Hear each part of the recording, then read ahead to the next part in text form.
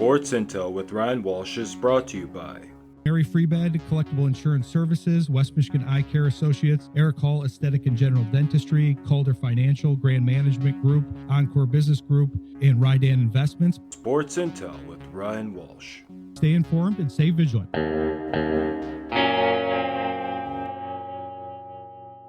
Happy to bring on one of our favorites here, and this is a fun way to bring him on because at the beginning of the season, we have a good rotation of baseball folks that we bring in, different perspectives. We have a lot of play-by-play folks like Greg, but we have the Tigers minor league folks that we both like, and it's fun to have this storyline develop because you and I both, Greg, didn't know that this was going to happen at the beginning of the season here, and now you guys are, I don't think there can't be any argument here. You guys are the most popular minor league team in baseball right now.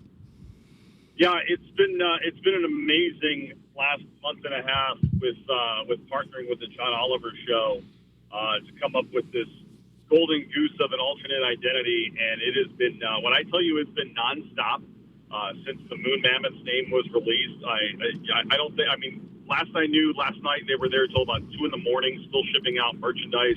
We can't get ahead right now, and so it's a good problem to have, and it's been an amazing run, and what great publicity, not only for the SeaWolves and the Tigers, but for minor league baseball as a whole. And I think that was really the cool part about the whole story with John Oliver is, he wanted to do this to bring attention to the fact that there are these small teams in your communities, and there's 120 of them. Get out and support them, and I think that message resonated with a lot of people.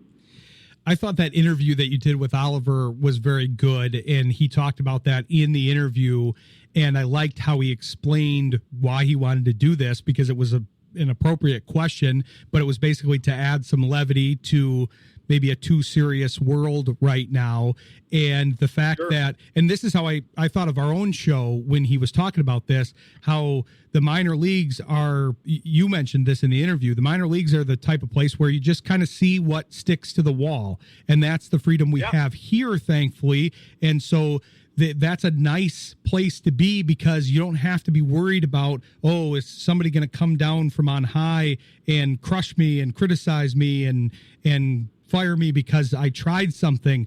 That clearly wasn't the case here, and now this has been a home run, pardon the baseball pun.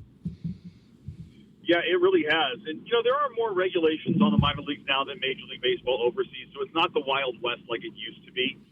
But still, we have the freedom to do these types of things and to have different jerseys on the field and play as alternate identities. And that's not only good from a business side of things, but it's a great thing for the fan experience. I know for the folks up your way in Grand Rapids, what are they, the Bunghammers? They'll play a game as that. They have a Copa identity. We have a Copa identity as the Pinatas. We play as the Erie Pepperoni Balls for a couple nights a year. And so it really is a fun thing for fans, especially when you can tie it into the community. And I think the one thing that I was so impressed with the John Oliver Show was they had to do such a deep dive to find this story of George Moon, the guy who discovered the woolly mammoth in Lake Pleasant, which is just outside of Erie. George, I had no clue who George was, and I had lived in Erie for 20 years. And so it was a story that was back in 1991, and when you think back then, there was no internet.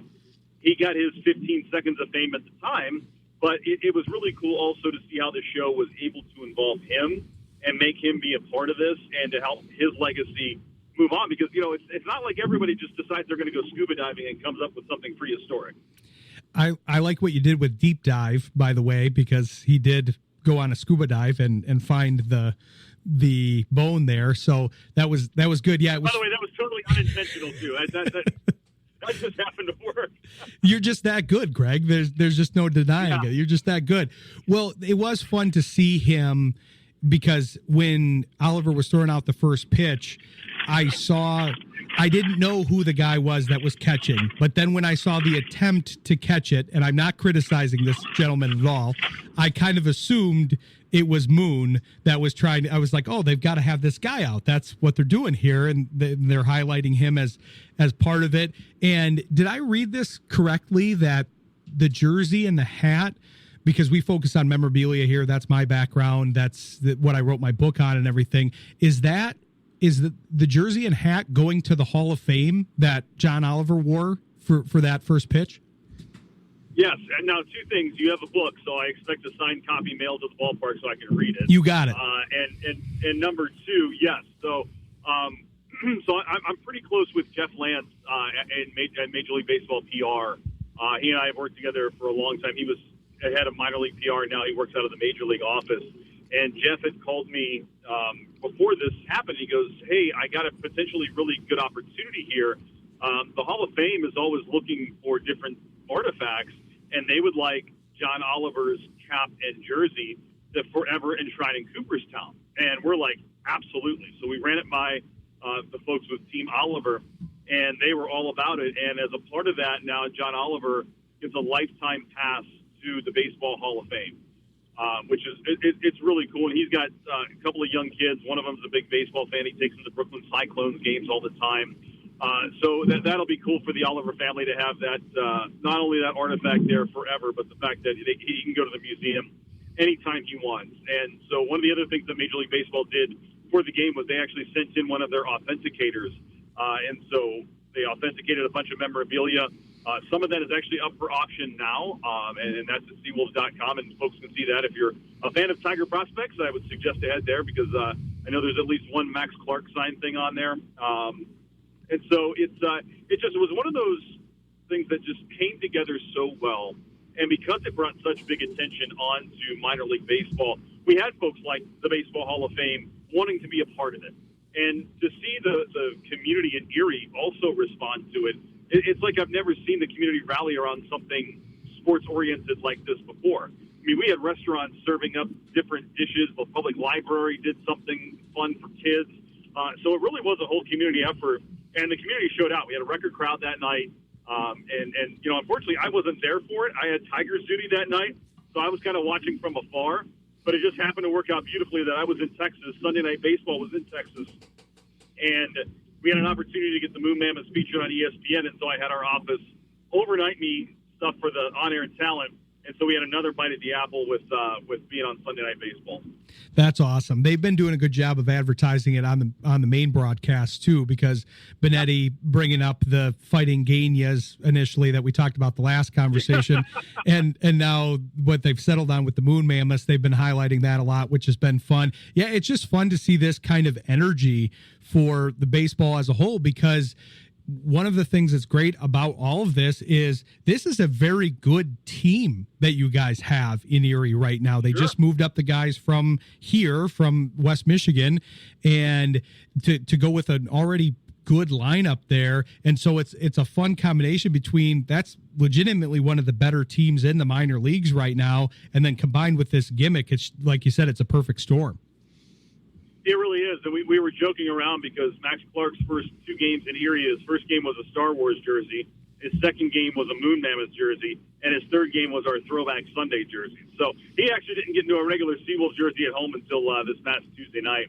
But, yeah, no, it's been great to have those three and all the attention that was already on Erie because of that. And, you know, by the way, shout out to the Whitecaps right now because they lost three supremely talented young kids. And every time I look at a box score, I mean, I don't know what's in the elixir down there with Tony Capicelli, but whatever he's doing is working because they're still scoring 10, 12 runs a night.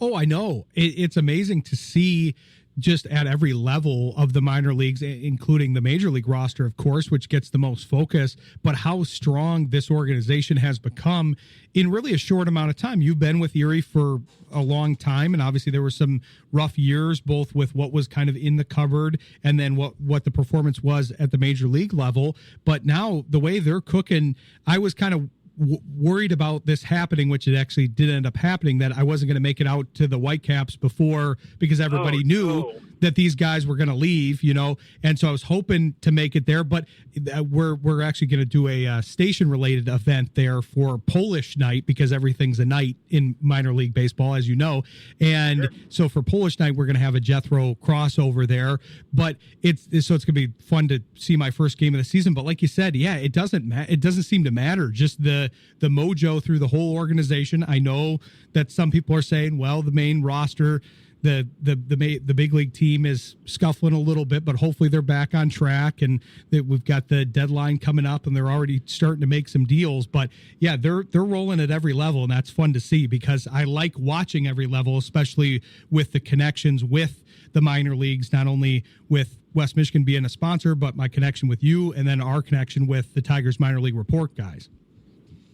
Yeah, it really, I've said this on so many interviews. It is a great time to be a Tiger fan, and it's a great time to be a fan of one of the affiliates. And I have never seen this organization in my time be as strong as it is right now. And look, the big league club was struggling over the last couple of weeks.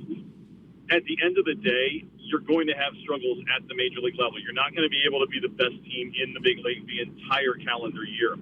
And, look, they know what needs to be done up there, and I think they're starting to come out of that a little bit right now. Before you called, they were up 4-0, and, another minor leaguer that came through was starting tonight for the Tigers, and he had 5 shutout innings. Troy Melton, he was in West Michigan, he was in Lakeland, and he was in Erie. So they still have talent coming up. It'll be interesting to see what they do at the deadline. I don't know what reports you can believe anymore with that stuff. But, even if they did absolutely nothing, that's still a really, really good baseball team. And once they're healthy, I think they're going to start clicking again. Obviously, some setbacks today with Reese Olson going on the shelf and Parker Meadows going on the shelf. But Matt Muelling's starting to swing the bat a little better. And again, you look at what Melton's doing up there tonight, and I think they really got something in that kid as well. But, yeah, overall, just an unbelievable time to be a part of this organization, top to bottom. And, I get it when you see fan sentiment at times saying, oh, let's trade everybody away and get all new. And it's like, just pump the brakes. Scott Harris has a plan. They've executed that plan so well. So, as you pointed out earlier, be able to turn everything around top to bottom in such a short period of time. So do you deviate from your plan to try and take a long shot and go get somebody huge, or do you stick with your plan because you still have a really, really, really good baseball team? And we all know how the baseball playoffs work. Diamondbacks went to the World Series a few years ago. You get hot at the right time, and that's the time you need to get hot. So if you're going to struggle, now's the time of year to do it. You fix the kinks, and then you'll be good at the end. Yeah, I love where you're going with that. I want to talk about that more after the break here because I feel like they're obviously in a much better situation going into the trade deadline this year than they were last year. And we saw what the run was. So it's interesting to look at it from that perspective. I know they've been scuffling a little bit in the last 10 or 15, but it's still a great position to be in. Like you said, top to bottom on the roster. So we'll talk a little bit about the trade deadline stuff and the future outlook, but we'll be back with Greg Gania. Stick with us. You're listening to Sports Intel on Jethro FM. Sports Intel with Ryan Walsh.